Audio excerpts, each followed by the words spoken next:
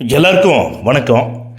இந்த பதிவில் எதை பற்றி பார்க்க போகிறோம்னா, அதாவது மக்களே நல்லா கேட்டுக்குங்க. நான் ஏற்கனவே ஒரு பதிவு ஒன்று போட்டிருந்தேன். அந்த பதிவில் 75 வருட கட்சின்னு சொல்லி அவங்க சொல்லிக்கிறாங்க, 55 வருஷ கட்சின்னு சொல்லிக்கிறாங்க. ஆண்ட கட்சியும் சரி, ஆளுங்கட்சியும் சரி. ஆனால் இத்தனை வருஷம் அரசியல் களத்தில் இருக்காங்க. இந்த இரு கட்சிகளுமே இது வரைக்கும் கூட்டணி இல்லாமல் ஆட்சி அமைச்சிருக்காங்களா? நான் ஏற்கனவே ஒரு பதிவு ஒன்று போட்டதில் அவங்கள்ட்ட சொல்லியிருந்தேன், இவங்க இரண்டு பேரையுமே இரு கட்சிகளையுமே கூட்டணி வைக்காமல் தேர்தலில் போட்டியிட சொல்லுங்கள். அதே மாதிரி நாங்களும் தாவேக தலைவர் விஜய் அவர்கள்ட்ட வலியுறுத்துகிறோம், 234 தொகுதியிலையும் தனித்தே நிற்க சொல்கிறோம்னு சொல்லி நான் சொல்லியிருந்தோம். ஆனால் இது வரைக்கும் அவங்க சைடு எந்த ஒரு பதிலும் வரல. திமுக தலைவர் ஸ்டாலின் ஐயா அவங்க நல்லவங்க, நல்ல தலைவர்னு சொல்லக்கூடியவங்கெல்லாம் நான் கேட்ட கேள்விக்கு தூங்கிட்டாங்க போல். இன்னும் அவங்க கோமால இருக்காங்க, அதனால் இன்னும் பதில் வரல.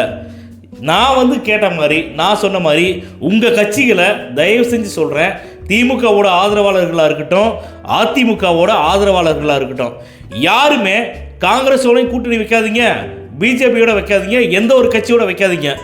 நீங்கள் தான் பெரிய ஆள்ல தனித்து நில்லுங்க, தனியாக நின்று ஜெயிச்சு காட்டுங்க. மக்கள் யார் மேலே நல்ல மதிப்பு மரியாதை வச்சுருக்காங்க, மக்கள் யாரை நம்புகிறாங்க, மக்கள் யாருக்கு ஓட்டு போட்டால் மக்களுக்கு நல்லது செய்வாங்கங்கிறத தமிழக மக்கள் முடிவு பண்ணட்டும்.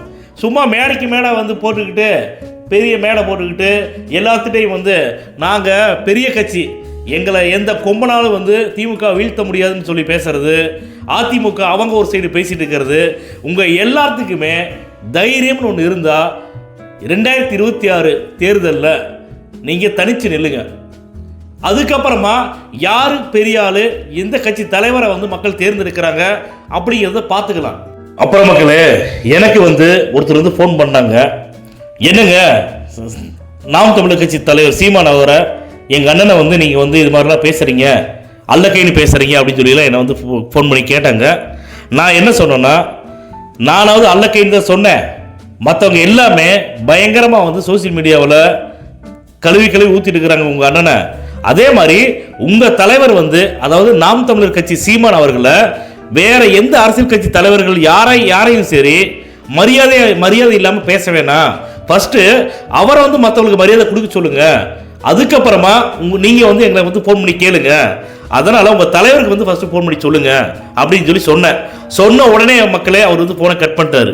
இதிலிருந்தே மக்களே தெரிஞ்சுக்குங்க.